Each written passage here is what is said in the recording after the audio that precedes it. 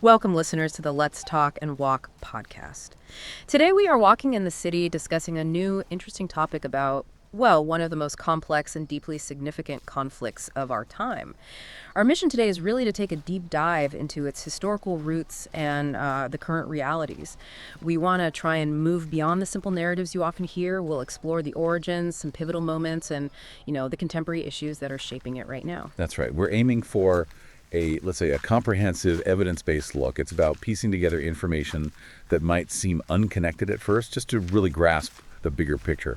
How did this conflict evolve? What are its foundations? And what does that mean for us trying to understand things today? Okay, so let's unpack this right from the start. Cool. How does a state even emerge in a land that's already inhabited? This takes us back to the late 19th century and the rise of something called political Zionism. Now, this wasn't just a traditional religious thing. It was really a modern, secular, ethno-nationalist movement that started in Europe. Its clear aim, to establish a sovereign Jewish state in Palestine. You hear about figures like Theodor Herzl, his pamphlet Der Judenstaat, and the World Zionist Organization, the WZO. Exactly. And the WZO's objective was, well, pretty explicit. They talked about the colonization of Palestine to create a Jewish homeland. And what's really crucial here, the strategic goal was something called Judaization, basically creating a Jewish state with, and this is the key part, as much land, as many Jews, and as few Palestinian Arabs as possible. It was a very proactive political project. And it even stood in contrast to some ultra-Orthodox Jewish views back then. They believed trying to force a return before the Messiah came was, well, against divine will. Right. So from that idea, we get to a really pivotal moment. The Balfur Declaration in 1917. This was essentially British imperial policy during World War I trying to get Jewish support. And in it, the British government said it supported the establishment in Palestine of a national home for the Jewish people. Yes, but what's fascinating and often gets glossed over is the, let's call it, foundational contradiction right there in the Declaration. He uses the phrase a national home, not the national home. A bit ambiguous, maybe intentionally. But more critically, it included that proviso: protect the civil and religious rights of existing non-Jewish communities.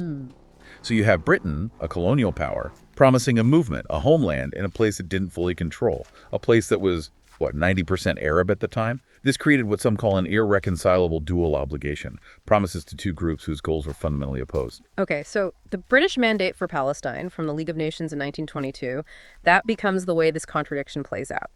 British policy then actively helped Jewish immigration, right? Especially in the 1930s. So how did did that policy basically just end up creating two hostile societies, leading to things like the Arab Revolt in the late 30s? Well, it certainly made conflict much more likely, almost inevitable, you could argue. Britain's dual obligation was basically impossible to manage. Their policies helped build up a significant Jewish presence, with political structures, even paramilitary groups. But the Palestinian Arab community, they ended up more fragmented, less empowered. Yeah. So by the end of World War II, Britain's looking at the situation, the rising tension, and they decide, okay, we're out. They hand the whole problem over to the brand new United Nations. Which brings us to 1947 and the UN Partition Plan, Resolution 181. UNSCOP, the UN Committee, recommended ending the mandate and splitting Palestine into Arab and Jewish states, with Jerusalem internationalized.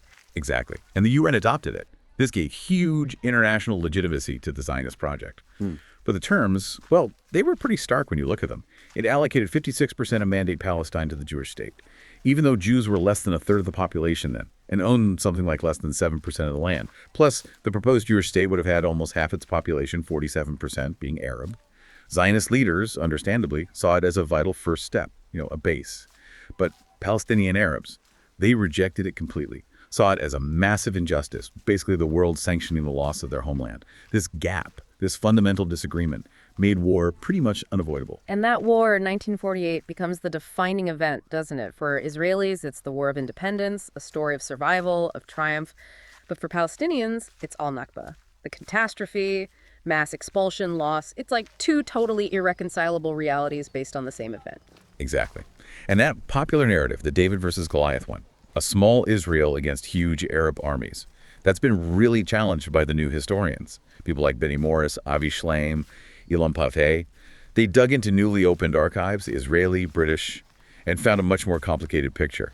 Their research suggests Israeli forces were often better organized, better trained, better led, even better armed, sometimes outnumbering Arab armies 2-1 in key battles.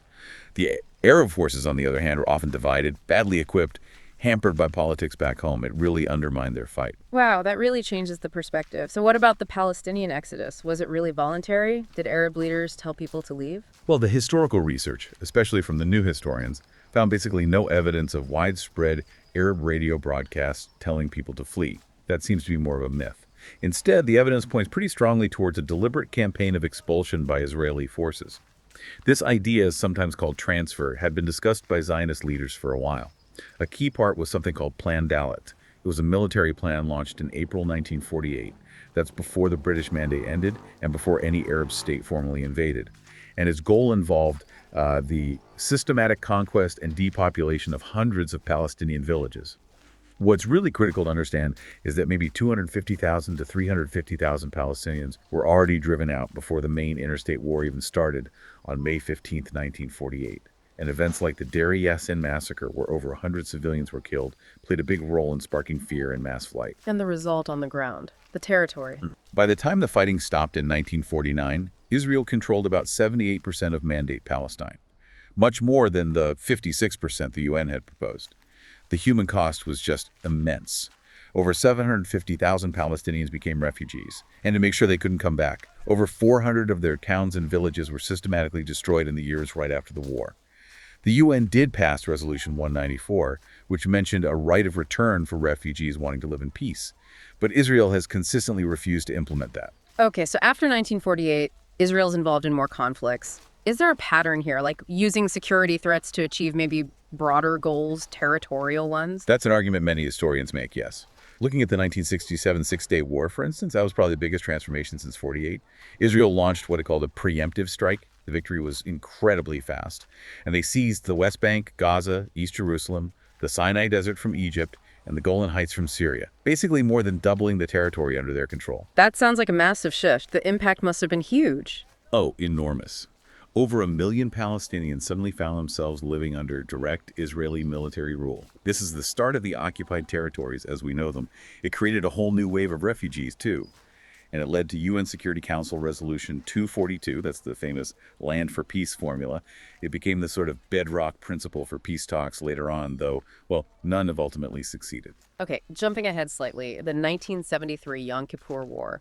Egypt and Syria attack, catch Israel by surprise initially. What was the big takeaway from that war, the turning point? Right. Even though Israel won militarily in the end, it was a huge strategic and psychological blow. Egypt and Syria showed that Israel wasn't invincible, that the occupation couldn't just be maintained forever by force alone. It shattered that illusion.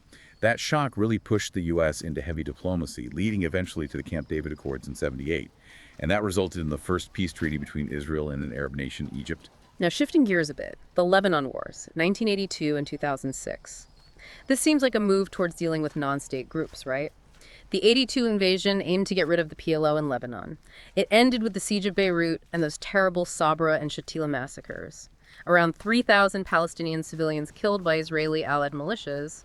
Israel was found indirectly responsible. Yes, and there's a real strategic irony there. Israel invaded to destroy the PLO. But its 18-year occupation of southern Lebanon actually led directly to the creation and strengthening of Hezbollah. Hezbollah turned out to be a much tougher adversary for Israel than the PLO ever was in Lebanon.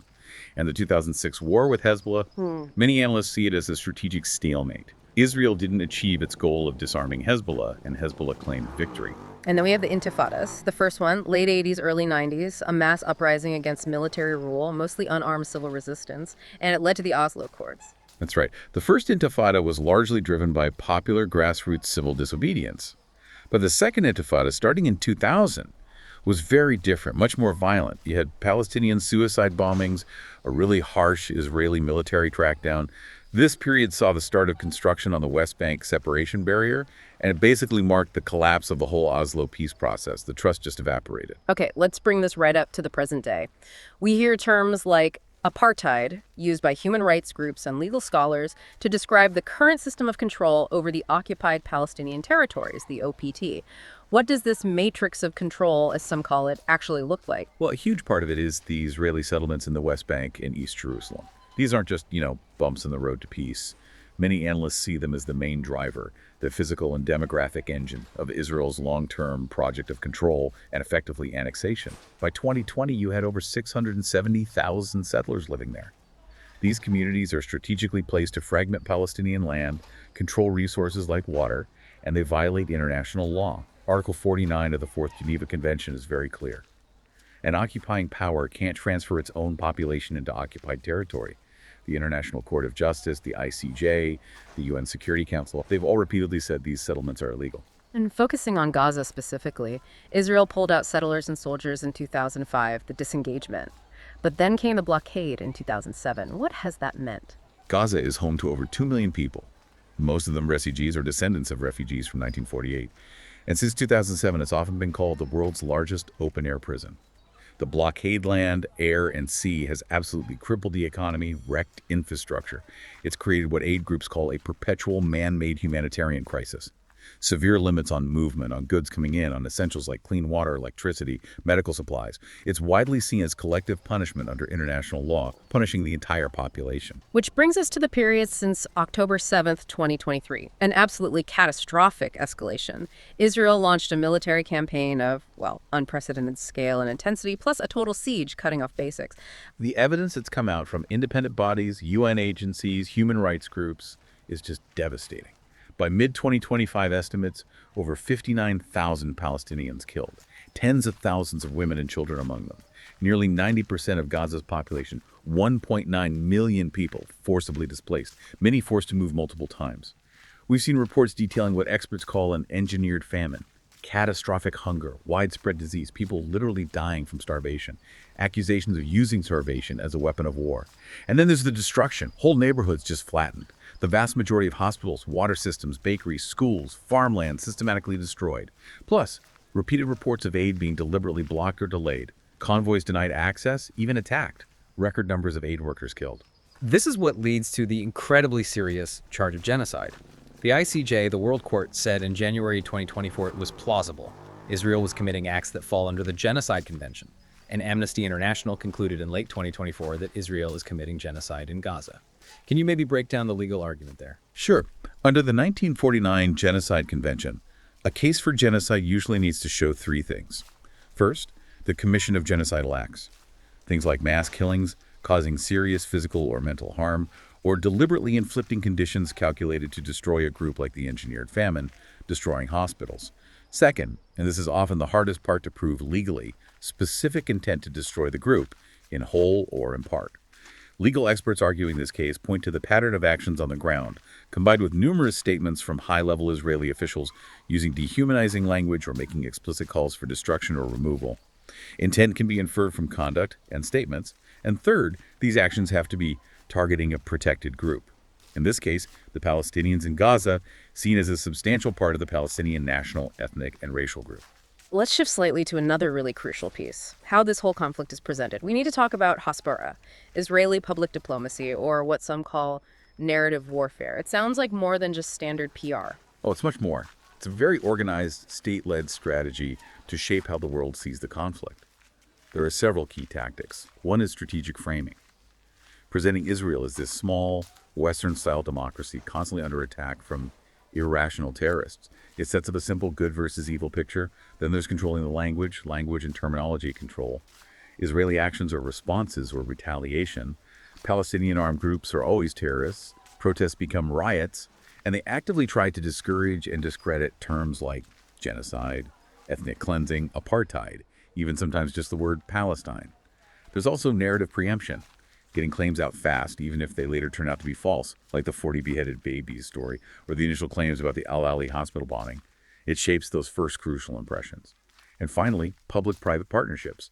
The government works closely with pro-Israel advocacy groups worldwide to amplify these messages and push back against critics. And the Palestinian narrative, how does that get framed? It's essentially a story of indigenous people resisting displacement, the Nakba, occupation, fighting for self-determination, right? Exactly. But that narrative often struggles to get the same level of validation, especially in Western media.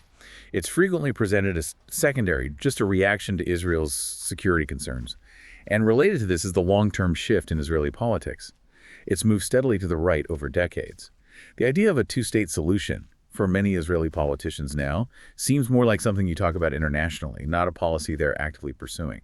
The current government is often described as the most right-wing in Israel's entire history. Which brings us to the role of the U.S., often called the U.S. enabler. How significant has U.S. support for Israel actually been? It's really unparalleled and unconditional across several areas. First, money and weapons, military and financial support. Israel's the largest recipient of U.S. foreign aid ever, something like $228 billion adjusted for inflation. Currently, it's $3.8 billion a year just in military aid. And that support ramped up massively during the 2023-2025 Gaza war with huge shipments of bombs and munitions. Second, the diplomatic shield. The U.S. has used its veto power in the UN Security Council dozens and dozens of times to block resolutions critical of Israel. It basically shields Israel from international accountability. And third, legal impunity. The U.S. actively tries to protect Israeli officials from international legal action like investigations by the International Criminal Court, the ICC. They've even put sanctions on ICC officials for investigating potential war crimes. So, looking ahead, if the traditional two-state solution seems increasingly unlikely, mainly because of all the settlement expansion, what are the alternatives people are talking about? Yeah, the viability of two states is seriously questioned now. So, other ideas are getting more attention. One is the one-state solution. This envisions a single democratic country for everyone between the river and the sea. Jews, Muslims, Christians with equal rights for all citizens. People sometimes draw parallels to post-apartheid South Africa. But then there's the alternative, what many analysts see as the de facto one-state reality that Israeli policy seems to be creating on the ground. That looks more like permanent Israeli sovereignty over the whole territory, but with Palestinians living in separate, disconnected areas, possibly without full rights, a system many rights groups are already calling apartheid. So this leads to a pretty provocative final thought for you, the listener. Is the conflict really a stalemate between two equal sides? Or, as some argue, is it actually an active, ongoing process of colonial consolidation? Does the narrative of an intractable conflict maybe obscure a methodical, decades-long project to achieve final Israeli sovereignty over all of historic Palestine? If that's the case, what does it mean for any possibility of a genuinely just peace? It suggests that a just peace can't just manage the conflict. It has to address the root causes. That means seriously grappling with the legacy of the Nakba, the illegality of the ongoing occupation, and upholding the fundamental right to self-determination for Palestinians. Any path forward, many argue, has to involve dismantling these structures of occupation and, yes, what is increasingly being called apartheid, and ensuring real accountability for violations of international law. Without that, a lasting peace seems very distant. All right, that wraps up our walk for today. Definitely gave us a lot to think about, maybe something to mull over with a coffee or a snack. It was a really interesting one, and we truly hope you all listening enjoyed it as much as we did. Thanks for joining us. We greatly value your engagement. If you found this episode informative, please consider leaving a like. We also welcome your suggestions for new topics and areas you'd like us to cover in future episodes. Feel free to share those in the comments section. And finally, to ensure you don't miss out on our upcoming content, please hit the subscribe button and share it with your friends. We look forward to bringing you more interesting discussions. Thank you for listening to the Let's Talk and Walk podcast.